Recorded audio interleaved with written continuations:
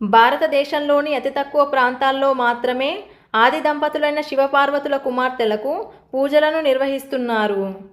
శివుని యొక్క ముగ్గురు కూతుళ్ల పేర్లు అశోక సుందరి, జ్యోతి, మానసాదేవి.